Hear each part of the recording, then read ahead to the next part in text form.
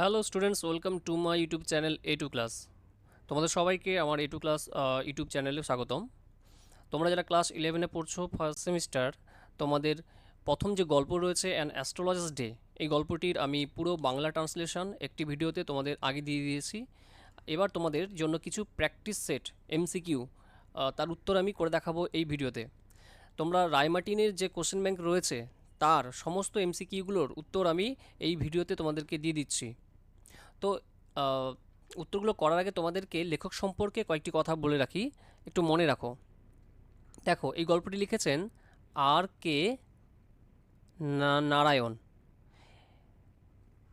আর K Narayan, এই R.K. Narayan, এই লেখকের পুরো নাম কি? এই লেখকের পুরো নাম হচ্ছে রসিপুরম কৃষ্ণস্বামী আয়ার নারায়ণ স্বামী। তিনি 1906 সালে অক্টোবর মাসের 10 তারিখ মাদ্রাজ শহরে জন্মগ্রহণ করেছেন এবং সেই শহরটির বর্তমান নাম হচ্ছে চেন্নাই।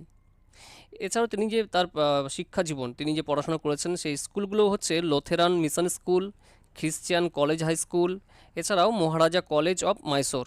আর তিনি যে বিশ্ববিদ্যালয়ে পড়েছেন সেই বিশ্ববিদ্যালয় হচ্ছে ইউনিভার্সিটি অফ মাইসোর। এবার এই লেখক যে ধরনের লেখা লিখতেন বা লেখার যে মানে ঘরানা, সেগুলো হচ্ছে ফিকশন, মাইথোলজি এবং নন ফিকশন। এছাড়াও তিনি ভারতবর্ষে আরও দুজন ইংরেজি লেখক রয়েছেন যারা ভারতীয় কিন্তু ইংরেজিতে লেখালেখি করেন, এমন আরও দুজন বিখ্যাত লেখক রয়েছেন। তারা হচ্ছেন মুল্করাজ আনন্দ আর রাজা রাও।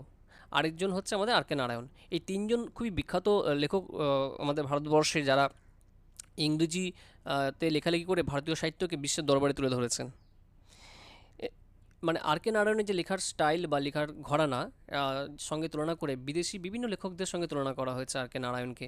যেমন রাশিয়ান একজন নাট্যকার আছেন যার নাম হচ্ছে অ্যান্টন চেকভ। অ্যান্টন চেকভের সঙ্গে তুলনা করা হয়েছে R.K. নারায়ণকে। এছাড়াও একজন আমেরিকান গল্প লেখক রয়েছেন যার নাম হচ্ছে উইলিয়াম ফকনার। উইলিয়াম ফকনারের সঙ্গে তুলনা করা হয়েছে।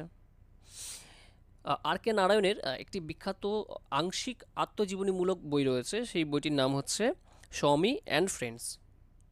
এছাড়াও তার আরও কিছু বিখ্যাত লেখা রয়েছে, যেমন the bachelor of arts, the English teacher, the financial expert. এছাড়াও তার আরেকটি বিখ্যাত বই, সেই বইটির নাম হচ্ছে দ্য গাইড। তিনি তার কর্মজীবনে অসংখ্য পুরস্কার পেয়েছেন। তার মধ্যে কয়েকটি বিখ্যাত পুরস্কার হচ্ছে সাহিত্য একাডেমি অ্যাওয়ার্ড, যেটা 1998 সালে পেয়েছিলেন। 58 সালে ফিল্মফেয়ার অ্যাওয়ার্ড পেয়েছিলেন তিনি তার গাইড এই গল্পটির জন্য। পদ্মভূষণ পেয়েছেন 1964 সালে। এছাড়া আরও বিখ্যাত বিখ্যাত তিনি মানে পুরস্কার পেয়েছিলেন, উপাধি পেয়েছিলেন। এছাড়া তিনি ডক্টরেট পেয়েছিলেন ইউনিভার্সিটি অফ লিডস থেকে, সময়টা হচ্ছে 1967 সাল। দিল্লি ইউনিভার্সিটিও তাকে ডক্টরেট দিয়েছিল। তো তিনি এই বিখ্যাত লেখক, আমাদের ভারতবর্ষের যার এত অবদান, তার দেহাবসান হয় 2001 সাল, তখন চেন্নাই শহরেই, এবং মে মাসের 13 তারিখ। তো এইটুকু আমরা জানলাম R.K. নারায়ণ সম্পর্কে। এবার চলো সরাসরি আমরা কিছু MCQ প্র্যাকটিসে চলে যাই, যেগুলো তোমাদের পরীক্ষার জন্য খুবই গুরুত্বপূর্ণ। দেখো, আজকে ফার্স্ট কোশ্চেন কী লেখা আছে এখান থেকে: choose the correct option from the alternative provided. তো এইখানে যে অপশানগুলো রয়েছে তার মধ্যে যেটা সঠিক উত্তর হবে সেটা তোমাদের বেছে নিতে হবে। প্রথম প্রশ্ন আজকের: an astrologer's day is written by, কী হবে? R.K. নারায়ণ। ঠিক উত্তর। The writer of the story an astrologer's day is an American, Indian, French, Italian. উত্তর হবে Indian. R.K. Narayan was born in Bombay, Delhi, Madras, Kolkata. কী হবে? মাদ্রাজ, বর্তমান যার নাম Chennai. R.K. Narayan was born in the year 1905, 1906, 1907, 1910। কী হবে? 1906। R.K. Narayan was born on October 6, October 10, November 6, July 5। উত্তর হয়ে যাবে October 10। The genre of R.K. Narayan's writing is fiction and mythology. আর বাকি তিনটে কী রয়েছে? ফেবেল মানে নীতিকথা, ফোকলোর আঞ্চলিক গল্প, হিস্টোরিক্যাল ফিকশন কাল্পনিক ঐতিহাসিক গল্প। তারপরে প্রশ্ন 7 দাগ: R.K. Narayan died at the age of. উত্তর কী হবে? 94। চলো 8 দাগ: R.K. Narayan died in Kolkata, Chennai, Gujarat, Delhi. তিনি কোন শহরে মারা গিয়েছিলেন? তার নিজের শহর চেন্নাইতেই। R.K. Narayan died in the year 2000, 2001, 1919 আর 2010। উত্তর হবে 2001। R.K. Narayan died on July 11, May 20, May 13, June 7।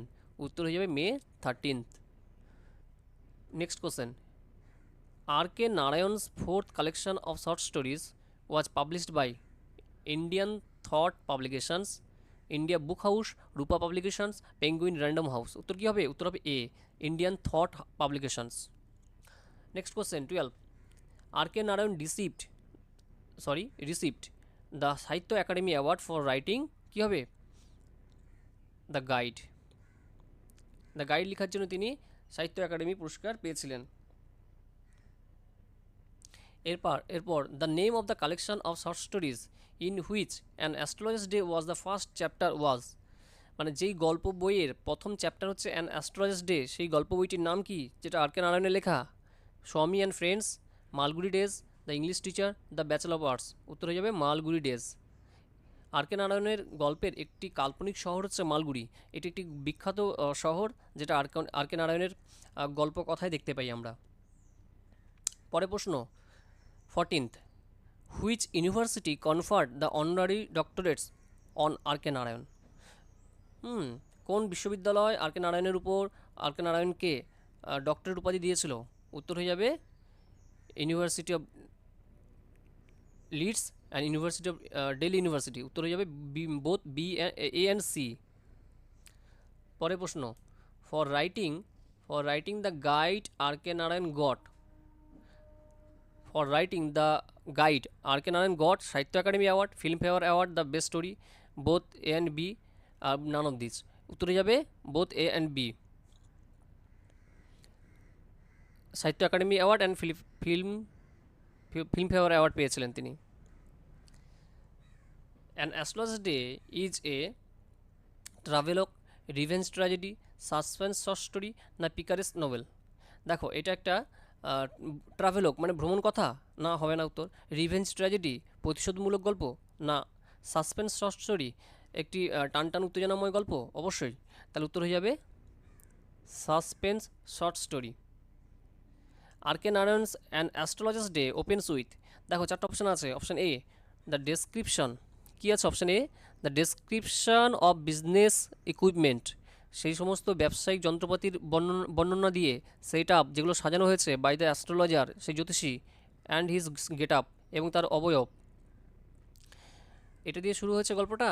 নাকি the astrologer's journey to the village, to his village, জ্যোতিষী তার গ্রামের যাত্রার বর্ণনা, the astrologer's encounter with his enemy, নাকি তার শত্রুর সঙ্গে তার মুখোমুখি সাক্ষাৎ, নাকি the description of the native place of the astrologer, নাকি তার যে নিজের যে গ্রাম বা নিজের যে জন্মস্থান সেই সম্পর্কে বর্ণনা?